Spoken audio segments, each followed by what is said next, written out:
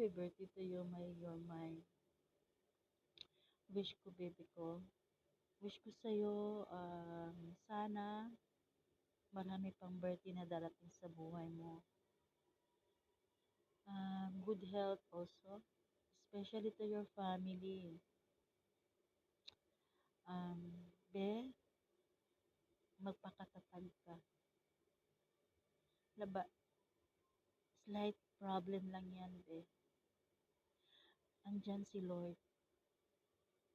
Andyan si Lord, laging nakaabang, nakabantay, laging nakaantabay sa atin.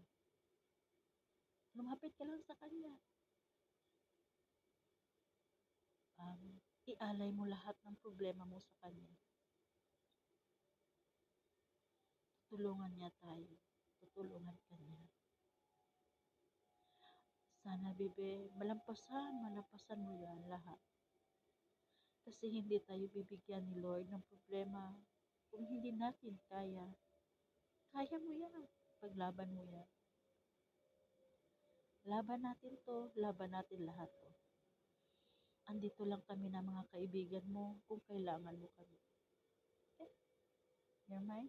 Kung kailangan mo kami, andito lang kami. Laging nag-aantay sa'yo.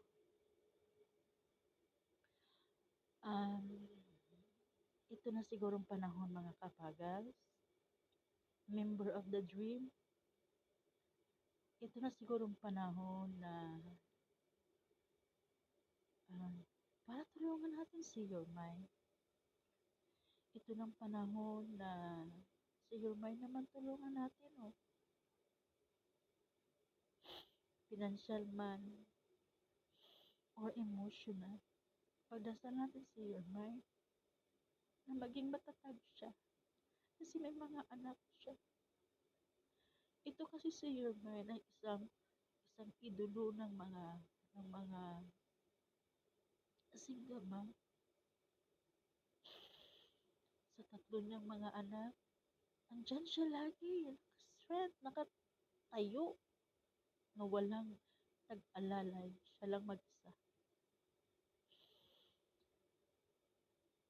Ang tapang kasi nitong babae na to, maldita kasi to eh. Kaya, ayan, tayo naman ang tutulong kay Yormay. Tulungan natin siya. Lugmok na lugmok si Yormay, lutang na lutang. Si Yormay kasi may malaking pagsubok na dumating sa buhay niya. Tulungan natin siya. Ito ng oras or time na si Yormay naman ang tulungan natin.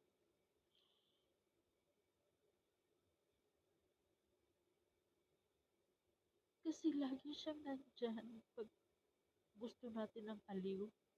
Si Yormay lagi nandyan. Tinutulungan niya tayo. Tayo naman ang tutulong kay Yormay.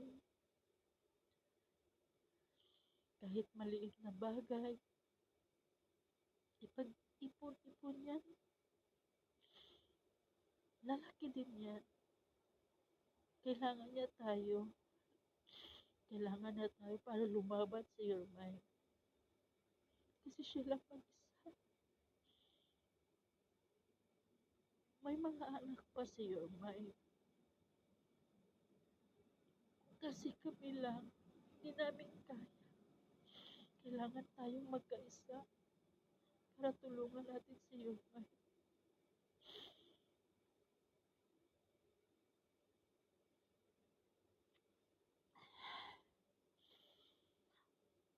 Ako ang isa sa membro ng Dream. This is Miss Sweetie from Philippines. Thank you so much.